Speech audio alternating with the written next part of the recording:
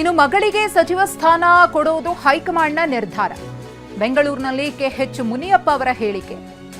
ಕೇಂದ್ರದಲ್ಲಿ 30 ವರ್ಷಗಳ ಕಾಲ ಕೆಲಸ ಮಾಡಿದ್ದೇನೆ, ಏನು ಡಿಫರೆನ್ಸ್ ಇಲ್ಲ.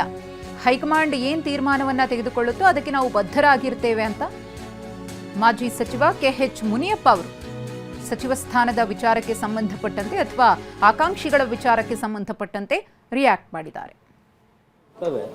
ಬಟ್ ಹೈಕಮಾಂಡ್ ಏನ್ ಮಾಡಿದ್ರೆ ಅದಕ್ಕೆ ತೀರ್ಮಾನ ರೆಡಿ ಇರ್ತೀವಿ. ಯಾಕಂದ್ರೆ ಬದಲಿಗೆ ರೂಪಾ ಶಶಿಧರ್ ಅವರು ಪುತ್ರಿನ ಸಂಪುಟಕ್ಕೆ ಸೇರಿಸ್ಕೊಳ್ತಾರೆ ಅಂತ ಚರ್ಚೆ ಆಗ್ತಾ ಇದೆ ಸರ್. ಹೈಕಮಾಂಡ್ ನಲ್ಲಿ ನಾನು ಅಲ್ಲಿ 30 ವರ್ಷ ಕೆಲಸ ಮಾಡಿದ್ದೀನಿ, ನನಗೇನು ಡಿಫರೆನ್ಸ್ ಇಲ್ಲ.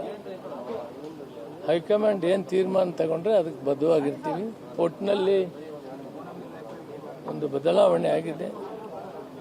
ಸನ್ಮಾನ್ಯ ಸಿದ್ದರಾಮಯ್ಯನವ್ರಿಗೆ ನಾವು ವಿಶೇಷವಾಗಿ ಧನ್ಯವಾದಗಳಂತ. ಒಬ್ಬ ವ್ಯಕ್ತಿ ತಾನು ಅಧಿಕಾರದಲ್ಲಿದ್ದಾಗ ನಾನು ಬಹಳಷ್ಟು ಕಡೆ ನೋಡಿದ್ದೀನಿ, ಭಾರತ ದೇಶದಲ್ಲಿ ಸರ್ಕಾರದಲ್ಲಿ ಕೆಲಸ ಮಾಡಿದ್ದೀನಿ. ಇಷ್ಟು ಸಮಾಧಾನವಾಗಿ ಅವರೇ ಪ್ರಪೋಸ್ ಮಾಡಿ ಇದನ್ನು ಕೆಲಸ ಮಾಡಿದ್ದಕ್ಕೆ ಅವರಿಗೆ ನಾವು ಧನ್ಯವಾದಗಳನ್ನ ಎಷ್ಟು ಹೇಳಿದ್ರು ಸಾಕು.